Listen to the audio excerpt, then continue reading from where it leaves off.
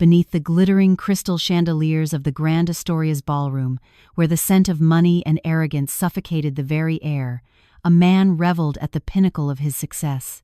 A smug smirk played on his lips as he held his mistress by the waist, hurling insults at his plainly dressed ex-wife, who stood alone in a shadowy corner. He confidently called the police, certain that his power and the wad of cash in his pocket could crush a person's dignity.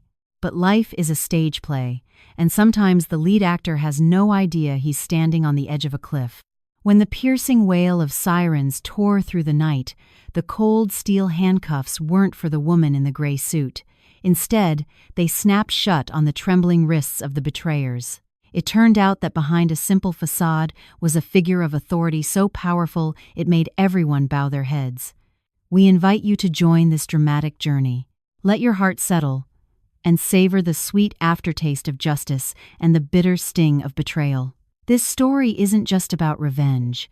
It's the voice of those who choose to live for what is right in a world of moral ambiguity. Your story begins now. The Grand Astoria Ballroom, penthouse level. Tonight, the ballroom was a colossal glass cage, filled with resplendent creatures vying to display their most dazzling plumage. The crystal chandeliers cast clusters of cold, golden light onto the polished marble floor, creating an illusion of purity. But to someone like me, accustomed to peeling back layers of pretense, the prevailing aroma wasn't expensive Chanel or Dior, but the pungent smell of fermenting ambition and meticulously powdered falsehood. At the center of it all stood Mark, a glass of Cabernet swirling in his hand, its deep red the color of blood. A bespoke Italian suit was tailored perfectly to his broad shoulders. His hair was slicked back with not a single strand out of place. Looking at him now, it was hard to imagine the man from 10 years ago, who wore a faded, sweat-stained t-shirt while hauling boxes in a warehouse to scrape together every last dollar. Money and power are potent cosmetics. They erase not only the lines on a forehead but also the memory of hungry days. Beside him was Jessica, the woman who had taken my place in his life. Her beauty was sharp, almost severe. She wore a high-slit evening gown, each step a deliberate showcase of her long legs and the exorbitant accessories she adorned. The diamond necklace around her neck sparkled so intensely it was blinding, an unspoken declaration of victory for the one who came later but knew exactly when to seize the moment. I stood in a dim corner near the service entrance, silently observing their performance. I wore a simple gray business suit, a color that easily dissolves into shadows and obscurity. A plain wooden barrette holding my hair back was my only accessory. So modest it was an anomaly in this forest of silk and satin. But from that quiet vantage point, I saw most clearly the true faces of the so-called elite surrounding Mark. Mark, my friend, that contract with Sovereign Holdings was a truly brilliant move. A portly man with a red bow tie gushed, eagerly clinking his glass against Mark's. You really know how to pick 'em. It takes a wife like Jessica here by your side for a career to truly blossom. The kind of woman who only knows her way around a kitchen could never grasp the scope of these billion-dollar projects. Mark's lips curled into a half-smile of pure self-satisfaction. He squeezed Jessica's waist lightly, his voice booming with a worldly air. A man chooses a wife like he chooses a business partner. Pick the wrong one, and you'll find yourself stuck in place, or even moving backward. My only regret is not realizing that sooner. Jessica nestled her head on his shoulder, her eyes sweeping the room like a peacock, basking in the admiration of lesser fowl. Oh, you're too kind. I'm just doing my part. Not like those dowdy women who think a home-cooked meal can keep a man. In this day and age, a man needs someone who knows how to shine, someone who can be his finest accessory. Don't you agree? Roars of laughter echoed, joining the couple's mockery. They laughed at the notion of loyalty, at the devoted spouses who had weathered storms with them. To the people here, a humble past was a stain to be bleached away, and former spouses were the living witnesses to that past. Therefore, they had to be eliminated.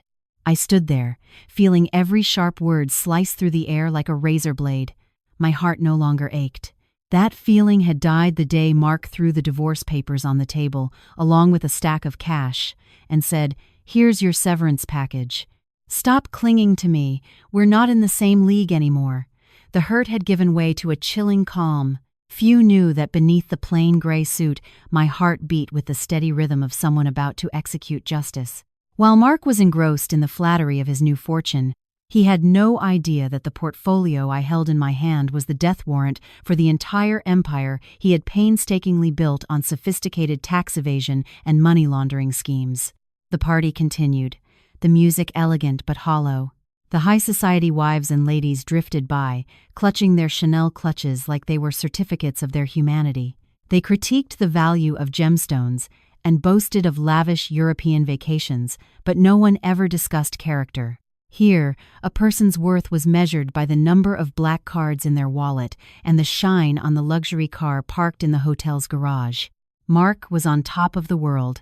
He moved from table to table, bestowing handshakes and empty promises. He never suspected that his every step, his every word, was being captured by the very ex-wife he disdained. Suddenly, Jessica's gaze swept toward the corner where I stood. Her eyebrows shot up in a flash of surprise, which quickly morphed into utter contempt. She leaned in and whispered something in Mark's ear. He froze, then turned to follow her gaze. The moment our eyes met, I saw a flicker of uncertainty in his before it was consumed by disgust. He didn't see the woman who once split a cup of instant noodles with him late at night, or the one who stayed up all night nursing him through a fever. He saw only an enemy of his new opulence, a ghost from a poor past returning to spoil his glorious night. He slammed his wineglass down on a table, the crystal making a sharp, grating sound against the marble.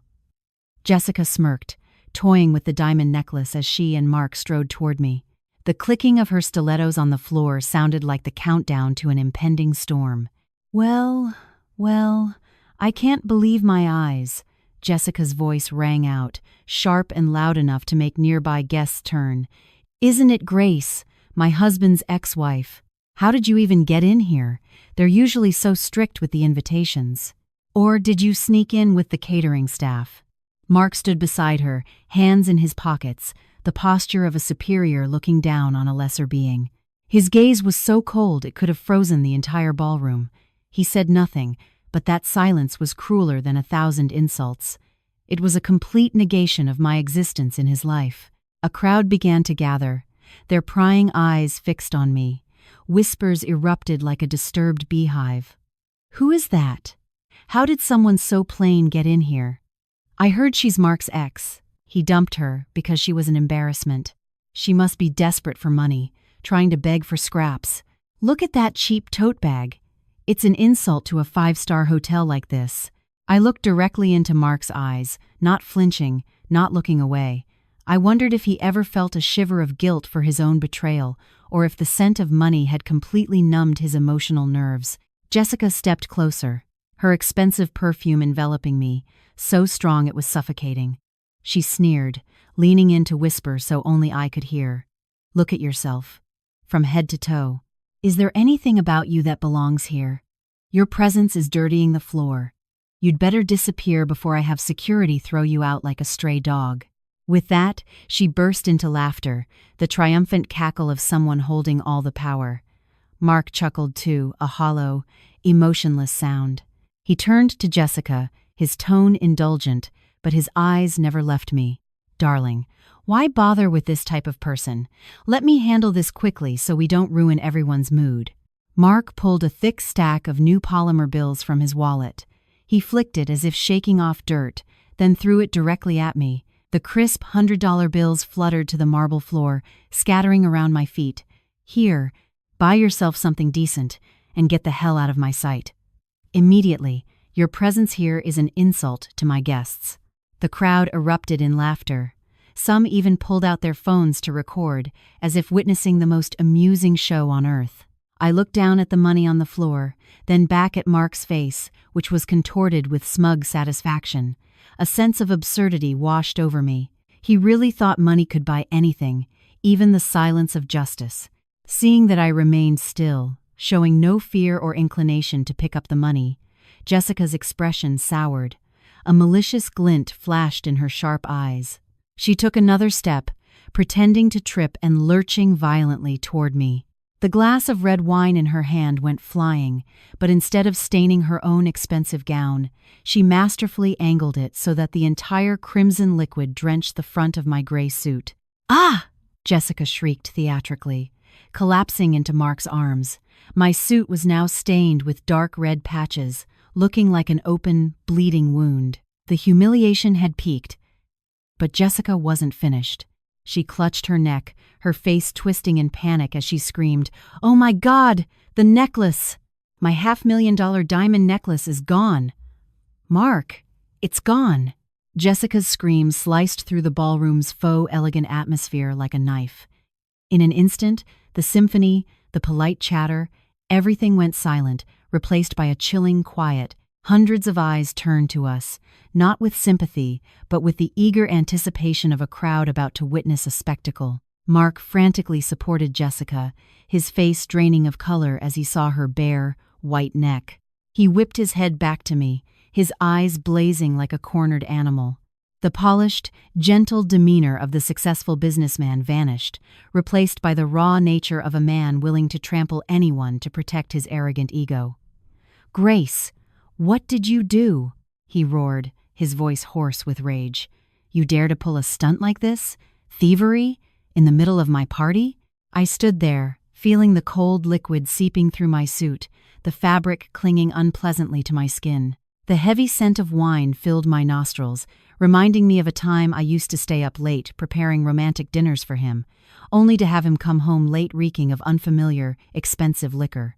I didn't wipe the stain, nor did I offer a defense. I just watched Jessica, who was playing the victim with Oscar-worthy skill. She buried her face in Mark's chest, her shoulders trembling, but I could clearly see through the hand covering her face that her eyes were completely dry. They were the eyes of a predator enjoying its trapped prey. "Honey, she bumped into me so hard," Jessica sobbed, her voice sticky and cloying. "She was the only one standing near me. That necklace was our wedding anniversary gift. How could you do this to me? I know you hate me." But the necklace was innocent. The crowd began to murmur, their accusations flying at me like poisoned darts. It's true what they say. Poverty breeds criminals. Just look at her, you can tell she's desperate. The ex-wife stealing from the new wife. This is the joke of the century. She must be insane with jealousy. Someone call the police. $500,000 isn't chump change. If people like her aren't locked up, who knows what they'll do next? Mark lunged forward, reaching to snatch the canvas tote bag from my shoulder.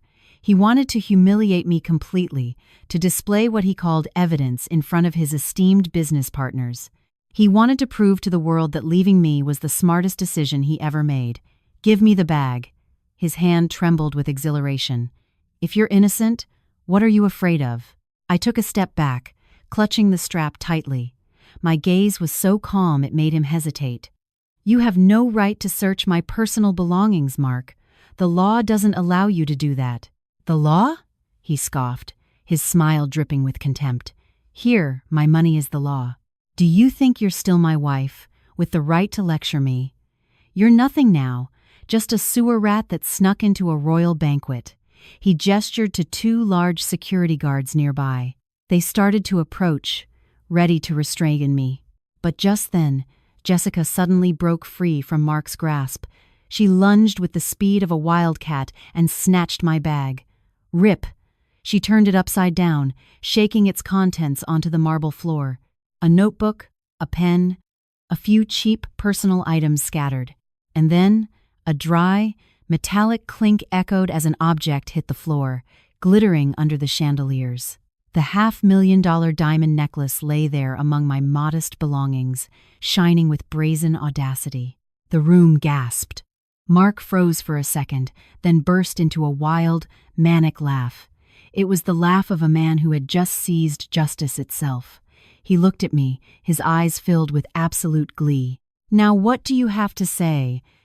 The evidence is right here." "Oh, Grace, I never imagined you'd sink this low. You threw away the last shred of your dignity for money?" I looked at the necklace on the floor. Jessica's skill at planting evidence was truly professional. She must have rehearsed this scene many times in her head. I wasn't surprised, nor was I panicked. I only felt an immense sadness for Mark. The man who once vowed to protect me for life was now using all his strength to push me into the abyss. "You staged this very well," I said, my voice unnervingly calm. "But are you sure you want to make a big deal out of this?" "Make a big deal? Ha ha ha!" Jessica shrieked, her laugh as piercing as nails on a chalkboard. "A thief with the audacity to challenge us? Mark, call the police. You have to teach this woman some manners." Mark pulled out his phone, his finger swiping across the screen decisively. He wanted to savor this feeling of power, the feeling of cornering the person he once considered a burden. "Hello, Captain Miller? It's Mark. Yes, we've had a major theft at the Grand Astoria. Caught her red-handed. Could you send some men down right away?" "Yes, it's my..." "No, just an intruder. Just follow procedure. Cuff her and drag her out for me." He hung up, looking at me with the triumphant expression of a victorious general. "You're finished, Grace. Don't blame me for being cruel. Blame your own miserable fate. Get ready to spend the night in a holding cell." I stood silently, my gaze distant, looking out the window at the city lights twinkling like chess pieces moving in the dark. Mark thought he was the one controlling the board. He thought his money and connections gave him everything. He had no idea that very phone call was the death knell for the career and reputation he held so dear. In that space saturated with the smell of money and deceit, time seemed to stretch. The high society guests still surrounded me like a flock of vultures waiting to pick a carcass clean. They didn't know that behind my simple exterior, I was counting down the seconds to the end of a 2-year-long investigation. The evidence of Mark using this very necklace to bribe an executive at Sovereign Holdings, the phantom contracts disguised as gifts for his wife, it was all meticulously documented by me. Mark stood with his hands in his pockets, a picture of authority. He glanced at the expensive Swiss watch on his wrist, then toward the ballroom entrance. He was eagerly awaiting the sirens, awaiting the spectacle of me being led away in shame to satisfy his selfish ego. Jessica continued her masterful performance, letting out an occasional sob as she leaned on Mark's shoulder like a delicate flower battered by a storm. She didn't know that every one of her crocodile tears was being recorded by the micro-camera hidden in my wooden barrette. "Grace." Mark suddenly stepped closer, lowering his voice so only I could hear. A wave of alcohol and contempt washed over me. Honestly, I didn't want to be this harsh. "If you get on your knees right now, apologize to Jessica, and admit you're mentally unstable, maybe I'll ask Captain Miller to go easy on you. It's your choice, your freedom, or your pathetic pride." I looked at him, pitying his ignorance. He still believed money could bargain with the truth. "You don't understand, Mark," I replied softly, my eyes boring into his, making him flinch. "The truth is like the sun. You can cover your own eyes, but you can never block out the sky. For what you've done tonight, you will pay with the rest of your life." Mark was about to roar again, but just then, a sound rose from the street below, penetrating the thick, soundproof glass of the hotel. Woo-woo, the wail of police sirens. It was urgent, authoritative, and sharp. It wasn't the sound of salvation for Mark, but the knock of fate at his door. Flashing red and blue lights began to sweep across the ballroom windows, casting an eerie, shifting glow on the gleeful faces of Mark and Jessica. "They're here!" Mark exclaimed. He straightened his collar and smoothed his hair, preparing to welcome the men he believed were his loyal allies. The grand doors of the ballroom burst open, not with the gentle push of a server, but with a decisive force that carried in a gust of cold night air and the authoritative thud-thud of combat boots on marble. A team of uniformed police officers marched in, led by a young, stern-faced officer whose sharp eyes scanned the crowd. Mark beamed, striding forward with the air of a big boss greeting his subordinates, his hand already extended. "Gentlemen," that was fast. "That's Captain Miller's efficiency for you," he boomed, ensuring every guest heard of his close ties to law enforcement. "The thief is over there. The evidence is on the floor. Just follow procedure, cuff her, and get her out of here." Such a nuisance, letting this kind of person spoil the party. The young officer did not shake Mark's hand. He gave a curt, professional nod, and looked down at the necklace lying next to my well-worn notebooks. He looked at me, then at Jessica, who was still clinging to Mark, her shoulders trembling in a performance that deserved an Academy Award. "Who is the complainant, and who is the victim?" the officer asked, his voice firm and devoid of emotion. "I am. I'm the one who called," Mark said, puffing out his chest. "And this is my wife, Jessica, the victim. That necklace is worth $500,000. This woman, Grace, my ex-wife, took advantage of the chaos to steal it. My wife herself snatched the bag back, and the stolen item fell out." The surrounding socialites began to nod eagerly. A few quickly chimed in. "That's right, officer. We saw the whole thing. She was acting suspiciously. You can tell she's no good just by looking at her." I stood there silently, watching the red wine stain on my suit begin to dry. The sticky feeling was more bothersome than their accusations. I saw a flicker of confusion in the young officer's eyes. Perhaps he sensed something was wrong. The woman before him did not look like a thief caught in the act. There was no trembling, no begging, no attempt to flee. I just stood there, my eyes as deep as an autumn lake, seeing through the layers of makeup and expensive suits of those across from me. "Ma'am, please come with us for questioning," the officer said, stepping toward me, his hand already on the holster of his handcuffs. "Wait," I said.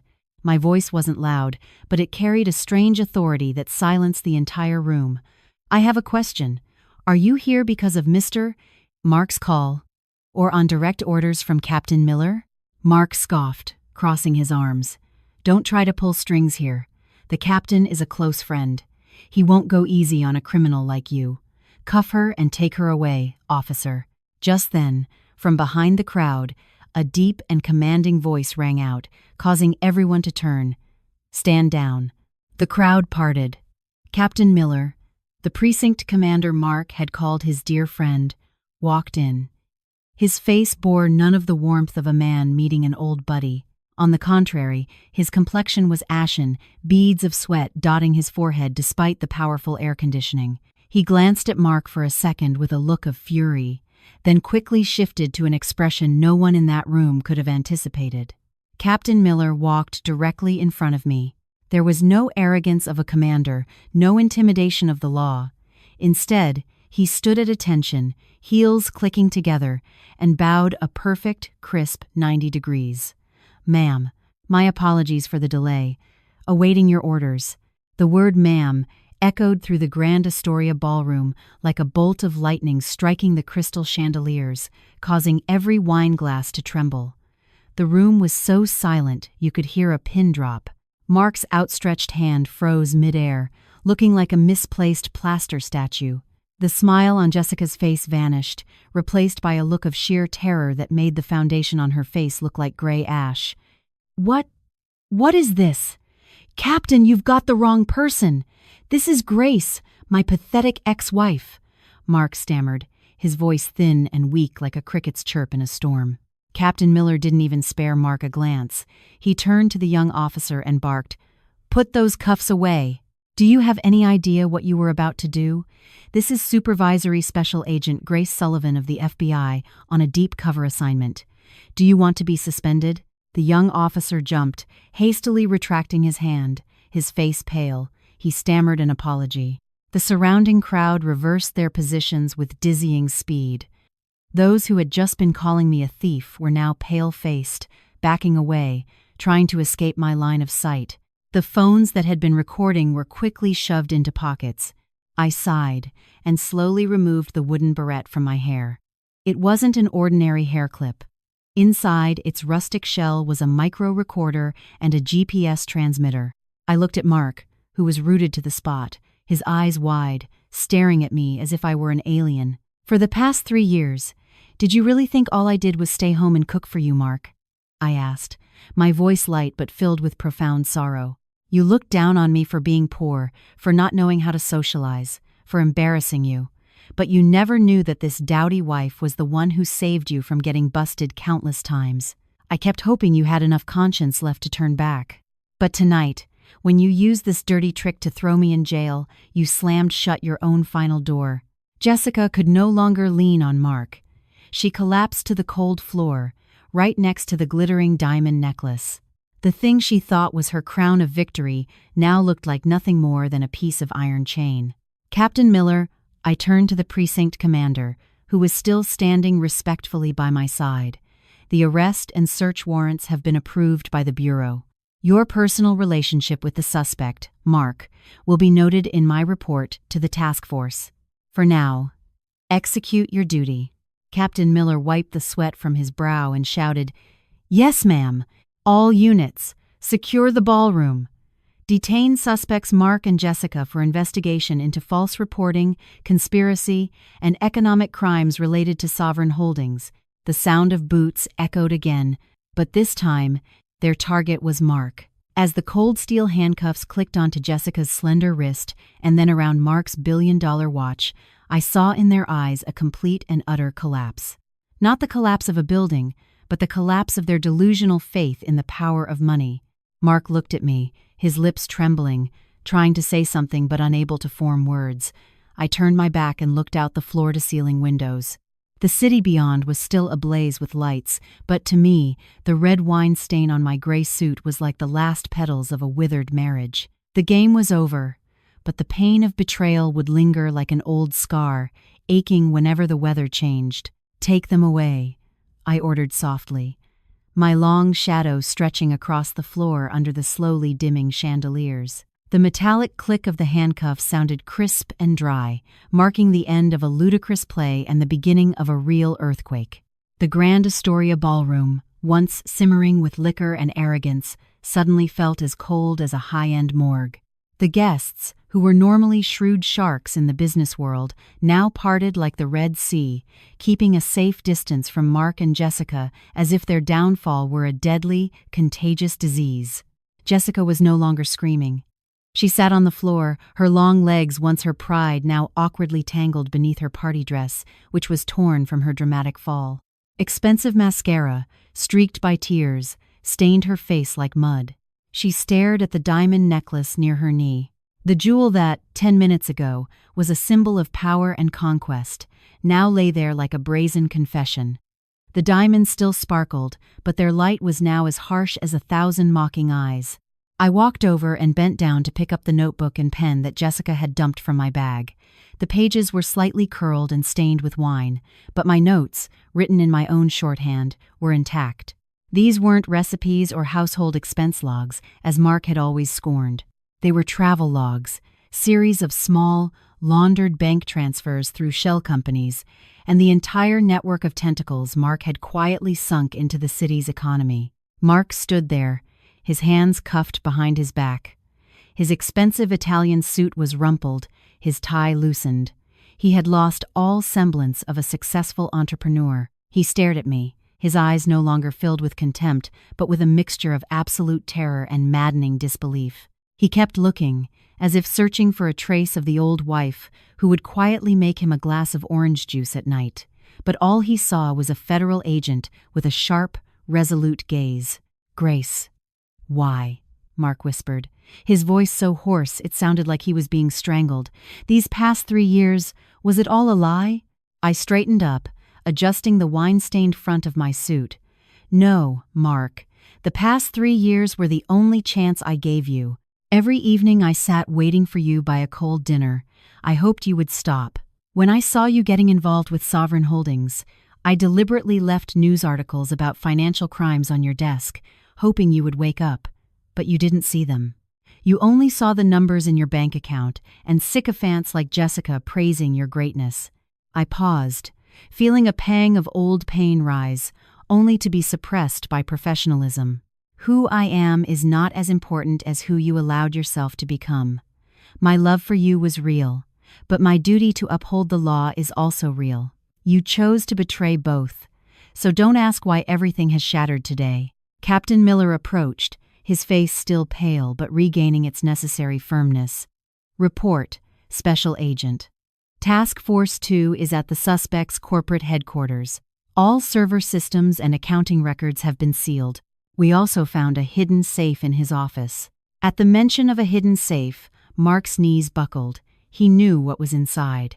It was the black ledger, recording all the bribes and under-the-table deals he thought would never see the light of day. He had been too confident in his clueless country wife, believing I knew nothing of the world outside our home, so he would casually discuss business on the phone right in front of me. He never imagined that I understood every piece of his corporate jargon. "Take them to headquarters," I ordered the officers. "Keep the suspects separated. I want a detailed report on tonight's false accusation before we begin questioning on the economic charges." As the officers pulled Mark to his feet, he suddenly struggled, screaming at me. "Grace, you can't do this. We were married. How could you have the heart to send me to prison? Everything I did was to build a better life for us." A bitter smile touched my lips. "For us? Or to feed your bottomless greed and your betrayal? When you threw that money in my face, when you called the police to cuff me, did you remember the words husband and wife then?" Mark fell silent, his words caught in his throat. The surrounding crowd began to whisper again. This time, the scorn was directed at Mark, far more vicious than anything they had aimed at me. That was the way of high society. They would praise you to the heavens when you had money, but they would be the first to kick you into the mud when you fell, just to prove their own innocence. An armored transport vehicle was waiting at the hotel entrance. As Mark and Jessica disappeared behind the elevator doors, I felt a cold draft fill my chest. The tension of the past 2 years suddenly released, making my shoulders slump. Captain Miller stood beside me, his voice low and respectful. "Special Agent, the Sovereign Holdings case has finally broken, thanks to your sacrifice, but are you okay?" I looked down at my hands, which were trembling slightly not from fear, but from relief. "I'm fine, Captain. Just a little hungry. All this fancy food, and I still leave with an empty stomach." I walked away, the sound of my sensible heels now clicking with a crisp, proud rhythm. I passed the half-eaten feasts, the pale faces of guests now worried about their own connections. I didn't look back.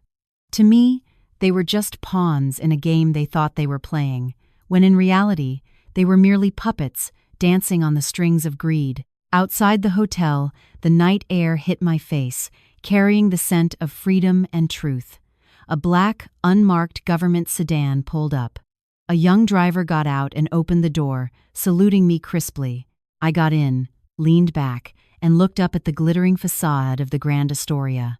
This chapter of my life had closed in the cruelest, yet cleanest, way possible. I had settled the debt of my past memories with the integrity of my present. "Where to, ma'am?" the driver asked.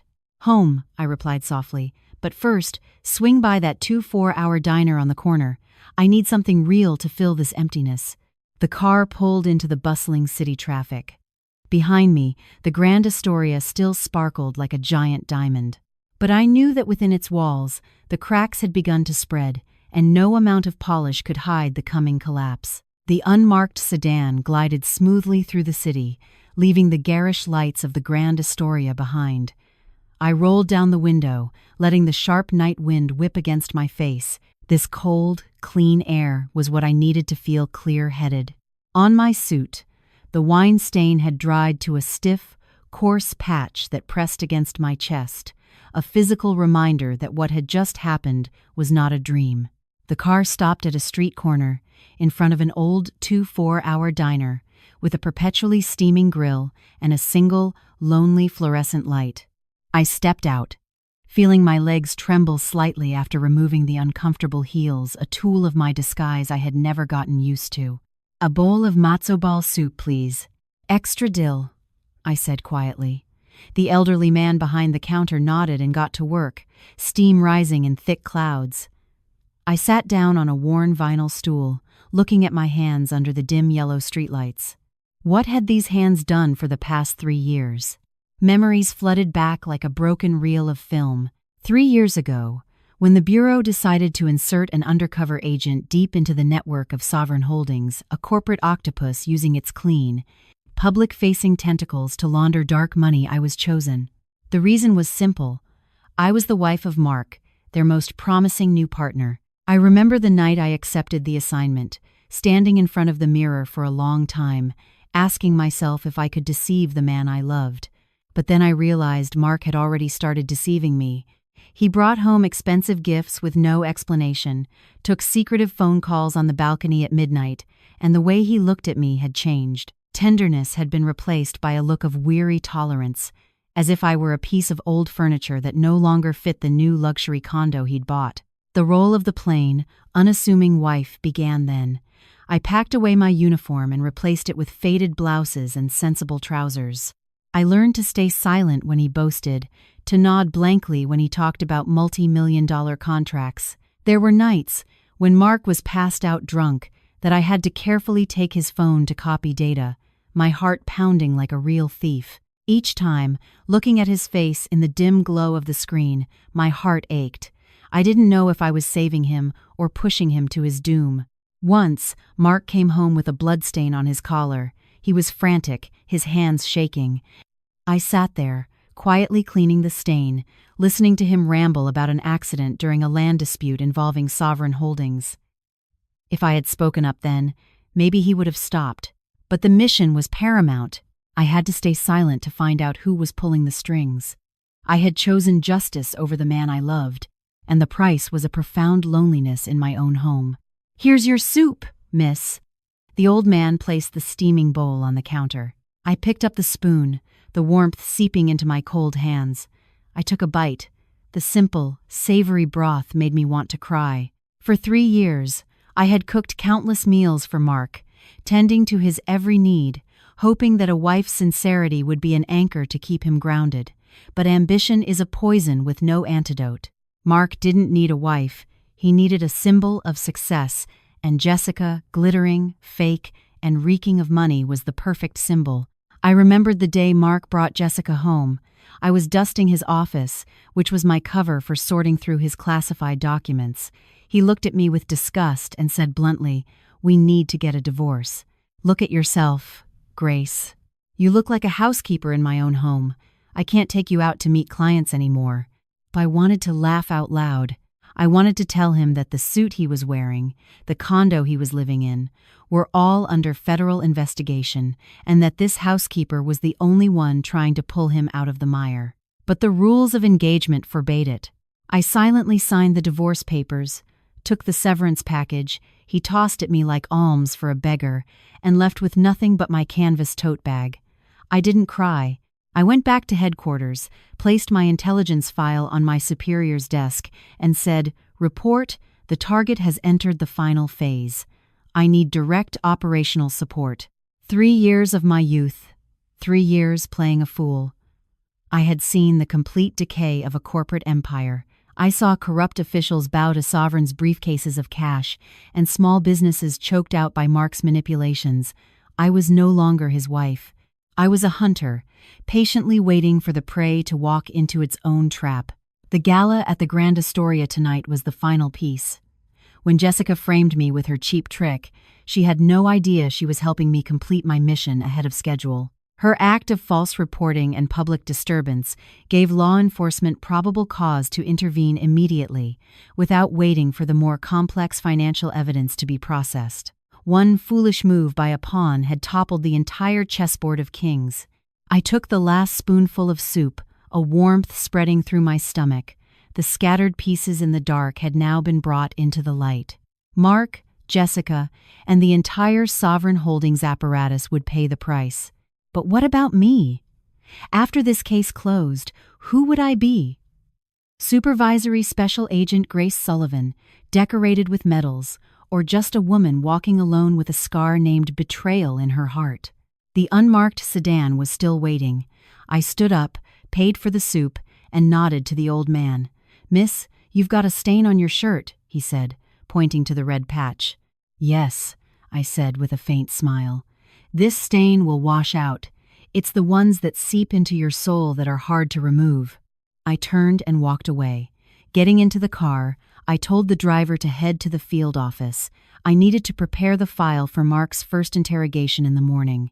I knew that when I faced him across that table, he would look at me with either pleading or hatred. But to me, he was now just a number, a link in a dry, economic crime case. Love had died at the Grand Astoria. Only justice remained, ready to render its impartial verdict. The sun was beginning to rise. tearing through the thick darkness.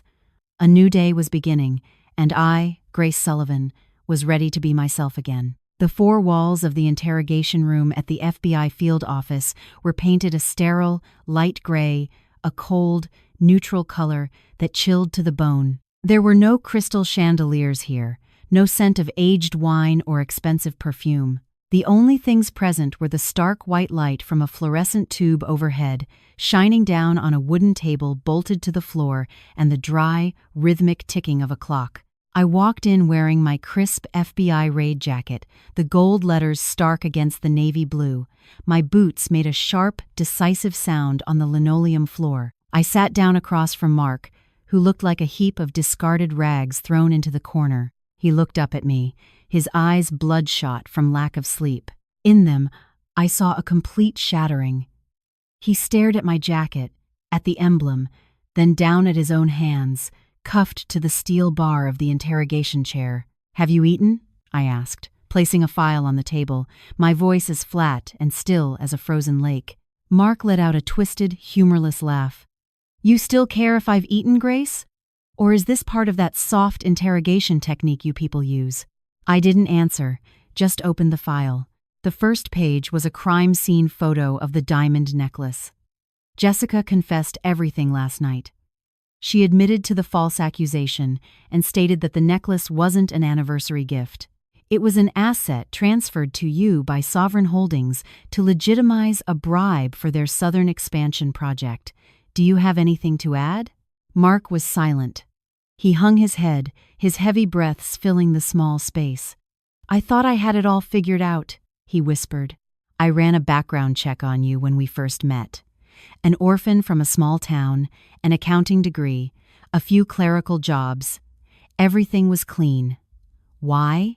Because that profile was built by the best, Mark," I replied, feeling a small pang at the mention of my fabricated past. "But one thing wasn't fake. I truly wanted to build a family with you.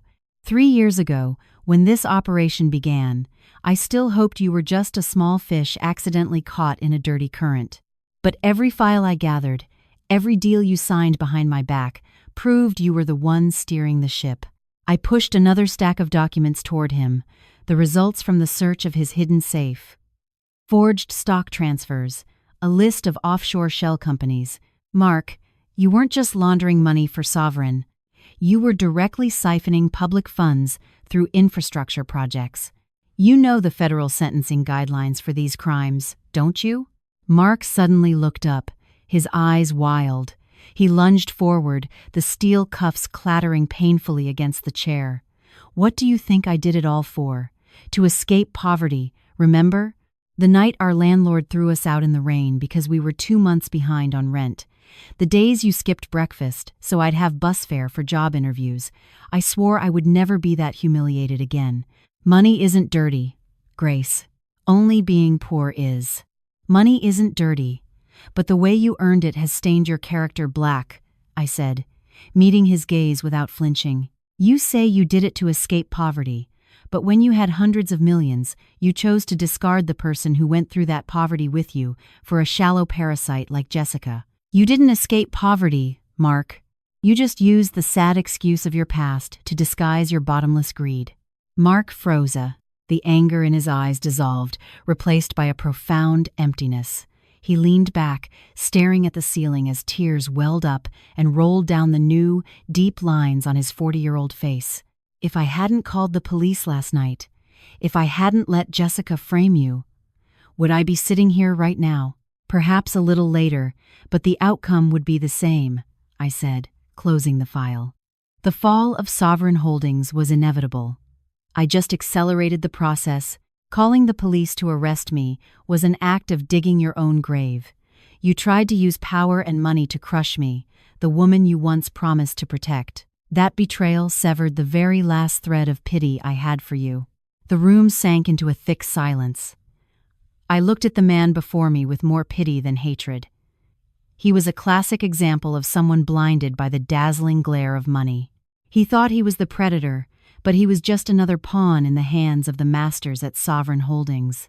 "I'll talk," Mark said after a long pause, his voice trembling. I'll tell you everything about the people behind the Southern Project, about how Sovereign funnels money overseas. But I have one condition. There are no conditions here. Only a full confession in exchange for a recommendation of leniency, I replied coldly, sticking to protocol, though a deep sadness welled within me. I just want to know one thing, Mark said, looking at me, his eyes pleading. In those 3 years, was there ever a moment you were truly my wife? Or was every kiss, every meal, every time you held my hand, just an act? I stood up, gathering my files. I paused for a beat, looking toward the small, high window where a rare ray of morning sun pierced the room. There was, Mark, I replied softly, my voice trembling slightly despite my efforts. In those 3 years, there were times I forgot I was a federal agent. I truly hoped you would turn back, so I wouldn't have to be in this position today. But every time I opened my heart, you stabbed it again with another one of your lies. The dinner I cooked 2 nights ago was the wife's final farewell to you. Now, all that's in front of you is a representative of the United States government. I walked out of the room without looking back. As the heavy steel door closed with a dry, final thud, I heard Mark's muffled sob from behind it. I walked down the deserted hallway, the jacket on my shoulders feeling as heavy as lead. Justice had been served, but in this war, there were no true victors. I had cracked a major case, but I had also just buried the last shattered pieces of my own heart. Captain Miller was waiting at the end of the hall, holding 2 cups of hot coffee. "Everything okay, Special Agent?" "It's just the beginning, Captain," I said, taking a cup. Its warmth wasn't enough to chase away the chill that had settled deep in my bones. "Mark has agreed to cooperate. Prep the tactical team. We're taking down the head of the snake at Sovereign Holdings this afternoon." I took a sip of the bitter coffee. The new day's light had flooded the office courtyard. The case was nearing its end, and I knew that after this storm, I would have to learn how to be a normal woman again. Or maybe I never would be. The chill from the central air conditioning seemed to congeal as I stepped out of the interrogation room. Mark's final question still echoed in my chest. A rusty splinter lodged deep, but Captain Miller's words instantly pulled me back to the grim reality of a war that had no room for weakness. "A mysterious man?" I repeated, my hand tightening on the file until my knuckles were white. "Sovereign's lawyers showing up as expected. But who was with them that made you look like you've seen a ghost?" Miller didn't answer immediately. He led me to a monitor displaying the feed from the main gate's security camera. On the grainy black and white screen, a motorcade of black sedans had pulled up. From the lead car, 4 stone-faced lawyers in dark suits emerged, but they all parted to make way for a man in his 60s. He wore a simple, almost out-of-place white linen suit amid the expensive tailoring, and he held a string of sandalwood prayer beads. His face was gaunt, his eyes narrowed under white eyebrows. He looked more like a serene philosopher than someone connected to dirty money. He identified himself as the corporation's senior legal counsel, Miller said, his voice low. But in my intel files from a decade ago, this face appeared in connection with the 2015 financial crisis investigation, then vanished. "They call him Mr. Sterling, the man who cleans up the messes for the real kingpins." A jolt went through me. If Sterling had surfaced, it meant last night's events at the Grand Astoria had struck Sovereign's most sensitive nerve. They were done hiding. They were here for a direct assault on the legal process. "Put them in waiting room 3, I ordered, my voice firm again. "And under no circumstances are they to have contact with Mark. Double the guard detail in the detention block. I need to see him." I went back to my office, quickly shrugging off my jacket, which was damp with cold sweat, and changing into a simple white blouse. I tied my hair back neatly. In this mental battle, I wouldn't use my rank as leverage. I would face him as the person who held the truth. When I entered the waiting room, Mr. Sterling was slowly turning his prayer beads. The faint scent of sandalwood filled the air, overpowering the sterile smell of the federal building. His lawyers stood behind him like statues. He smiled a benevolent but chilling smile. "Supervisory Special Agent Sullivan, your reputation precedes you," he said, his voice deep and resonant. "I've heard of your work on the border task forces. I never expected to meet you under such unfortunate circumstances. A beautiful woman, choosing to hide for 3 years next to a shallow man like Mark, a truly commendable sacrifice. I sat down opposite him, feeling the sharp edge in his words. I doubt you came here to compliment my patience. Mr. Sterling placed the beads on the table and looked directly into my eyes. His gaze wasn't aggressive, but it was as deep and dark as a bottomless pit. I came to correct a mistake made by youthful impulsiveness. Mr. Mark and Miss Jessica acted rashly last night. Falsely accusing a senior federal officer on assignment is a serious crime. We have prepared a full confession admitting their personal culpability. Sovereign will also offer a substantial sum to compensate for the damage to your reputation, on the condition that you end your investigation here. I let out a short, harsh laugh. You think I spent 3 years with Mark waiting for a payout? You either severely underestimate my convictions or vastly overestimate the power of your money. Money is nothing, Special Agent, he continued smoothly, but peace of mind that has value. You've exposed a little drama at a gala. You've put a cheating husband in jail. That should be enough for personal revenge. If you continue to dig into the Southern Project, you will find yourself touching things that even your own agency might not be able to protect you from. It was a threat wrapped in velvet. I knew that behind Sterling was a tangled web of economic and political connections that Sovereign had cultivated for decades. Mark was just a pawn, a flashy distraction. The real players were still out there, and this man was likely the one holding the key to the labyrinth. I took a small USB drive from my pocket. I had retrieved it from Mark's safe, but hadn't yet included it in the official report.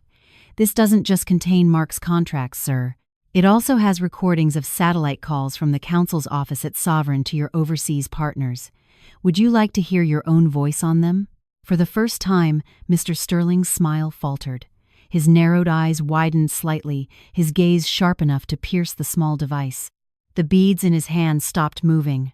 Miss Sullivan, you are a fine soldier, but you are not a skilled politician, he said, his voice dropping, the temperature in the room seeming to plummet.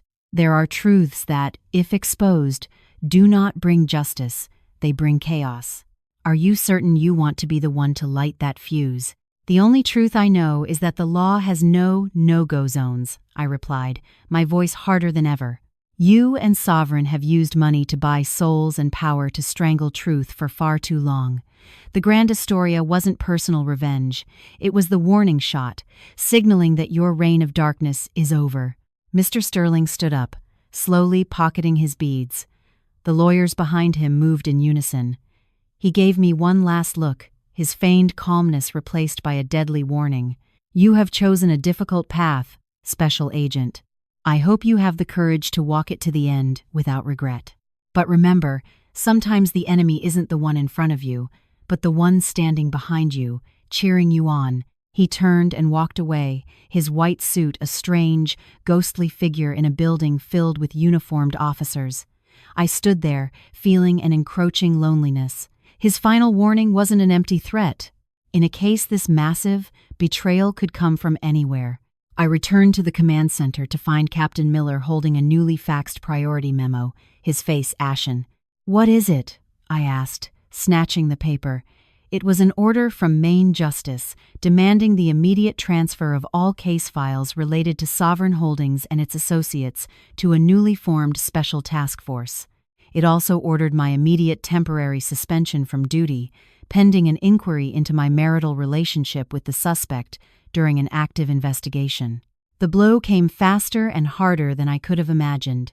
Sterling had been gone for less than 5 minutes. They weren't just powerful with money, they were masters at exploiting procedural loopholes. I looked out the window and saw Sterling's motorcade pulling away. A knot of frustration tightened in my throat. 3 years undercover, sacrificing my happiness and my dignity, only to end up with a cold suspension order. But then I remembered Mark's pleading eyes, and the faces of the victims whose land had been stolen by Sovereign's crooked deals. If I stopped now, I could never hold my head high again. "Captain," I said quietly, my voice dangerously calm, "do you still trust me?" Miller looked from the suspension order to my eyes. He slowly took off his cap, set it on the desk, and sighed. For 3 years, I've watched what you've sacrificed. If I walk away now, I don't deserve to wear this uniform. Good, I said, reaching for the USB drive. We don't have much time. Before that special task force gets here, we need to find someone who isn't in Sovereign's files, but who is the one weak link that Sterling accidentally revealed. The phone on the desk suddenly rang, its shrill cry cutting through the tense air. The phone on Captain Miller's desk shrieked, a jarring, insistent sound that threatened to shatter the fragile atmosphere of unease. Miller and I exchanged a look. We both knew that phone was no longer a simple communication device. It was the embodiment of immense pressure coming down from echelons of power we rarely dealt with. Miller took a deep breath, his hand trembling slightly as he picked up the receiver. Miller. Yes, sir. Special Agent Sullivan is still here. Yes, I've received the memo. Understood.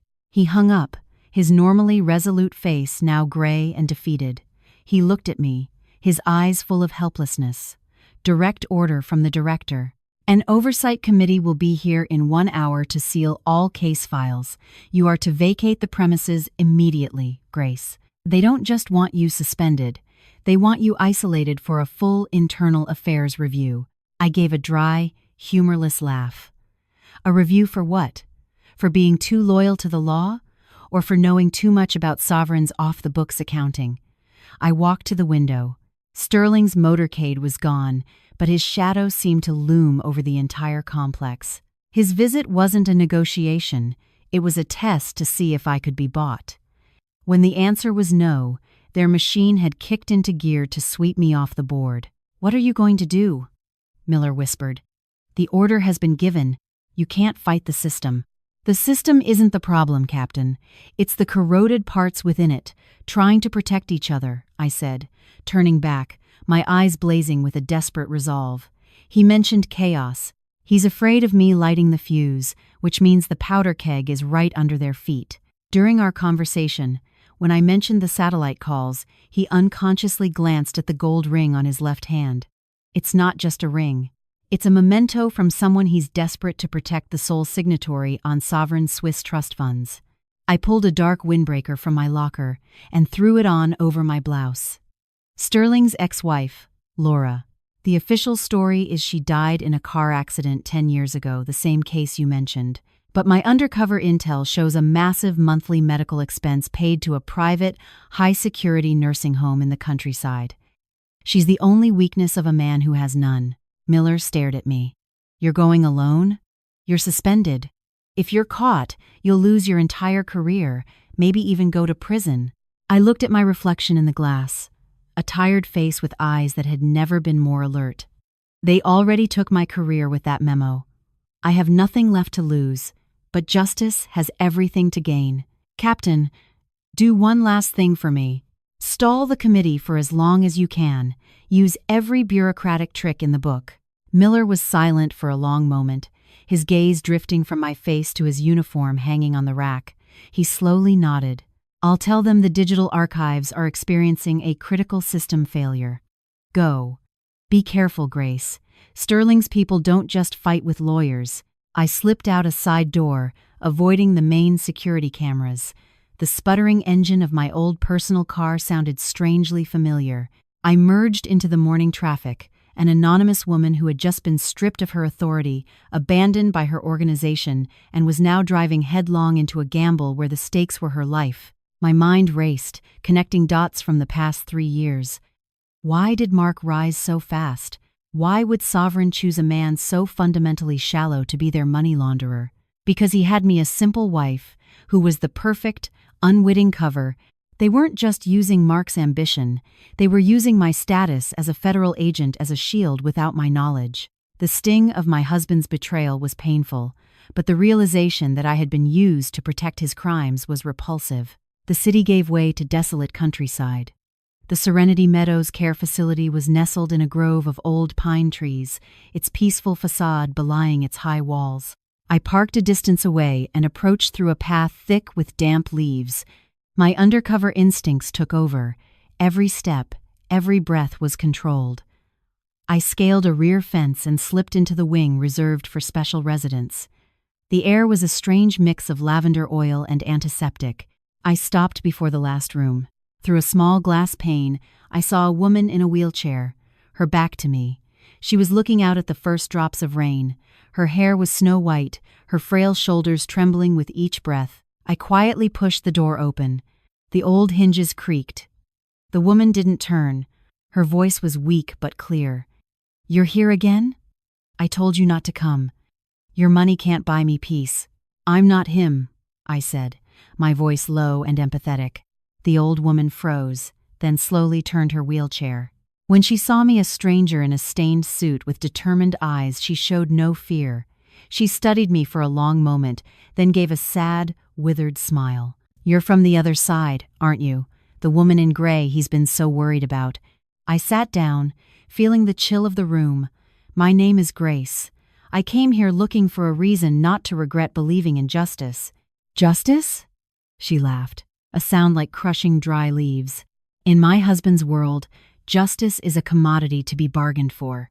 Did you know they told the world I died 10 years ago? They held a lavish funeral for an empty casket, so he could be free to climb the ladder of power, unburdened by a wife who knew too much. I've been kept here, a ghost, to ensure his loyalty to the men above him." She reached out with a trembling hand and grasped mine. Her eyes suddenly lit with a strange fire. "You've come at the right time. He was just here this morning, before he went to see you. He forgot something he never takes off. But last night, for the first time in 10 years, he removed it while he sat here and cried." She pointed to a small wooden box on a bedside table. Inside was the gold ring, engraved with the master account number for the Swiss trust. "All of Sovereign's money flows from there. Take it," she urged. "End my torment. And his." I took the box. It felt heavier than it looked. This was the powder keg Sterling feared. But as my fingers closed around it, the sound of running footsteps and shouting echoed from the hallway. "Mrs. Sterling, there's been a breach!" I looked from the door to the old woman. She nodded at me, her eyes saying, "Run." I shoved the box into my windbreaker and lunged for the balcony. But as I swung a leg over the railing, a black pistol was aimed directly at my chest from the courtyard below. Behind the gun was a face I never expected to see, Agent Davis, one of the young rookies I had mentored. "Grace, don't make me do this," he said, his voice trembling, but the gun didn't waver. "Orders from the top. Secure all materials and take you into special custody." The wind whipped my hair as the rain fell harder. I was trapped between life and death, between a comrade's betrayal and my last shred of faith in the law. The box in my pocket felt like a lead weight. The wind howled through the pines, whipping cold rain against my face. The sound of the rustling trees was like the mocking laughter of fate. I stood on that second-floor balcony, staring down the barrel of the gun held by Davis, the young agent I had personally trained. I could see in his eyes not hatred, but a profound fear wrapped in a shell of obedience. He was trembling, but his finger was on the trigger. It was the tremble of a man who knows he's doing something wrong, but lacks the courage to stop. "Davis, do you know who you're protecting?" My voice was hoarse from the wind, but sharp as steel. "I'm protecting the chain of command, Grace!" he yelled back, his voice cracking. "You're suspended. You're being here, taking classified material. It's treason. Don't make me fire on my own mentor." I clutched the wooden box in my pocket.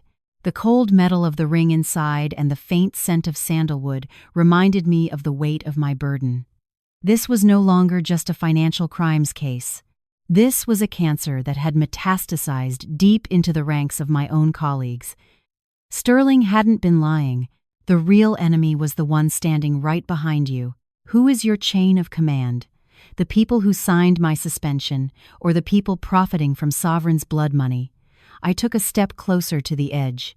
"Davis, look at the woman in that room. That's Sterling's wife. For 10 years, she's been a ghost so he could get ahead. Is that the future you want for yourself?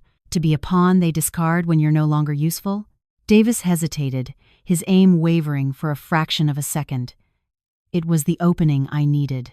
Instead of jumping down into the courtyard where other agents were surely waiting, I spun around and threw myself sideways, shattering the glass of an adjacent hallway window. The sound of breaking glass was swallowed by a clap of thunder. I scrambled into the darkness of the service corridor, leaving Davis's shouts and the thud of pursuing footsteps behind me. I didn't run for the main entrance. I knew this facility was U-shaped, and the kitchen supply area would have an emergency exit leading to a dry creek bed behind the property. My lungs burned, and an old shoulder injury from a border case flared with a sharp, stabbing pain. But physical pain was nothing compared to the gut-wrenching agony of shattered faith. I had been lonely during my 3 years with Mark, but that was different from the loneliness of realizing the very organization I dedicated my life to was rotting from within. I thought I was fighting for the light, but now the light was hunting me like a criminal. "Block the creek exit. She can't have gone far," a voice barked down the hall. I ducked behind a linen cart, my breathing ragged. In the dead quiet of the utility corridor, I heard myself sob not from fear, but from bitterness. I thought of Mark, likely sitting in a cell stewing in regret. I thought of Captain Miller, likely being grilled by the oversight committee. It seemed the decent people always paid the highest price. I pulled out my phone, my fingers fumbling to activate the concealed satellite transponder. "Eagle to Nest, do you copy?" Only static replied. They jammed the entire area. Sovereign didn't just buy people, they bought technology. The wooden box felt hot against my skin. It was my last lifeline and the anchor dragging me down. That Swiss account number could topple an empire, but it could also make me disappear without a trace. Click. The cold muzzle of another gun pressed against the back of my neck.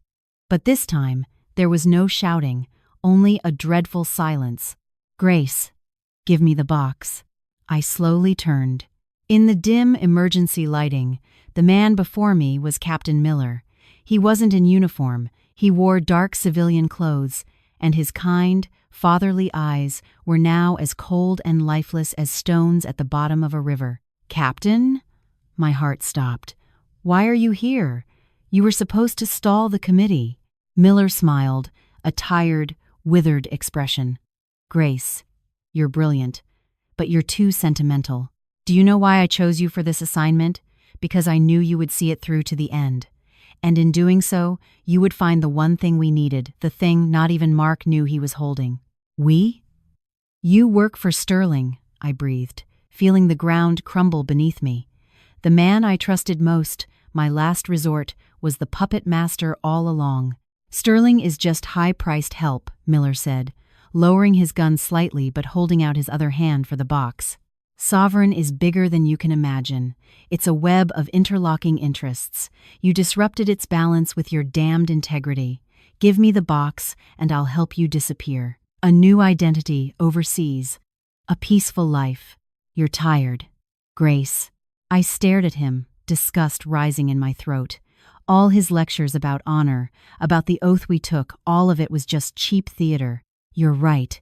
I am tired," I whispered, reaching into my pocket as if to comply, but not of the work.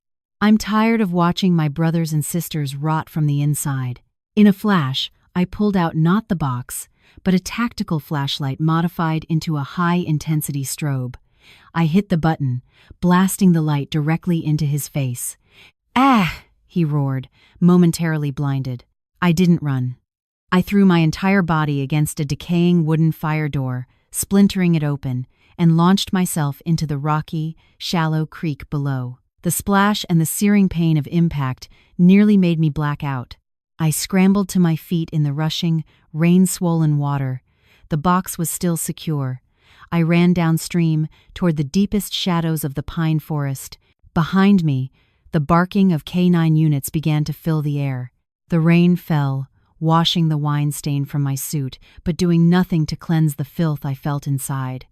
I was in a race against death, hunted by my own system. Only one thought remained: get this number to the right person. But who was the right person when my own mentor had betrayed me? My legs gave out as I saw the sweep of headlights from a Jeep on the access road ahead. My only escape was cut off. I stood in the middle of the creek, water up to my knees, clutching the box to my side. Suddenly, the satellite phone in my pocket vibrated once. A text message from a number I had memorized a decade ago, the number of a retired, unimpeachably clean FBI director. 3 words: the old boathouse. The creek, swollen and angry after the storm, flowed like a restless beast. I dragged myself under an old stone bridge, mud sucking at my worn-out boots. Those 3 words, the old boathouse, were a lone lighthouse in a dark, raging sea. It was a code, a place known only to me and the retired director who, 10 years ago, handed me my badge with a warning I never forgot. In this line of work, the shadows are always longer than the light. If you don't carry your own torch, you'll get lost long before you ever touch the real evil. I navigated the back alleys of the city, arriving at a modest house in a quiet neighborhood for retired government officials. The old director was sitting there in a worn wool sweater, a cold cup of tea in his hand, his sharp eyes tracking the movement of every leaf in his garden. Seeing my drenched, battered state, he didn't ask a single question. He just pushed a fresh, steaming cup of tea toward me. "Drink this, Grace. The road you traveled was short, but the journey was endless." I placed the wooden box on the table, my voice a raw whisper. I brought it back, but my faith, everything I believed in, was shattered by a comrade's gun. He looked at the gold ring inside, at the numbers that held the key to Sovereign's empire, and sighed. "You didn't lose everything, Grace. You just burned away the impurities to see the truth. Men like Miller let the darkness consume them long ago. You won because you aren't one of them, not because you were stronger." That night, under the protection of the few truly incorruptible figures left, the data from that ring was brought into the light. A terrifying network of interests was exposed, its tentacles stretching from the ballroom of the Grand Astoria to the highest offices in the nation. The Sovereign Holdings case concluded with a landmark trial. Mark received a life sentence, Jessica got 15 years. A cascade of high-level officials, including Captain Miller and Mr. Sterling, were brought to justice. The glittering facade of the Grand Astoria dissolved like a dream, leaving only the stark reality of the law and the unflinching judgment of the public. As for me, I submitted my resignation the day after receiving the Medal of Valor. Not out of fear, but because I knew I needed silence to wash away the ghosts of those 3 years. I moved to a small coastal town and opened a used bookstore. I live a simple life, where mornings aren't met with lies and nights aren't filled with conspiracies. Sometimes, I'll make myself a simple bowl of soup, inhaling its honest aroma and smiling at the rhythm of the waves. The story of the dowdy ex-wife who brought down a corporate empire might become a legend, but for me, it was a profound and costly lesson. Wealth built on betrayal and deceit is just a sandcastle before the tide of truth. Money can buy luxury, power can buy obedience, but neither can ever purchase peace of mind. Justice may come late, it may demand a price of blood and tears, but it is always the final destination for those who dare to trample on decency and humanity. It turns out, the real victory isn't putting evil behind bars. It's keeping yourself from becoming a part of the darkness. The sun is rising over the ocean, real and warm, a new beginning for anyone who dares to walk the hard path to protect what is right. Dear listeners who have accompanied me until the end of my story, how did you find today's tale? I'm curious about the impression it has left in your hearts and the thoughts it has sparked in you. Please feel free to share your impressions and opinions in the comments. I will carefully read each of them. The likes and subscriptions you give me are the greatest source of strength and motivation for creating better stories in the future. Please don't forget to do so. I sincerely wish that your life is always filled with happiness and good fortune, and that the warm light in your hearts never fades.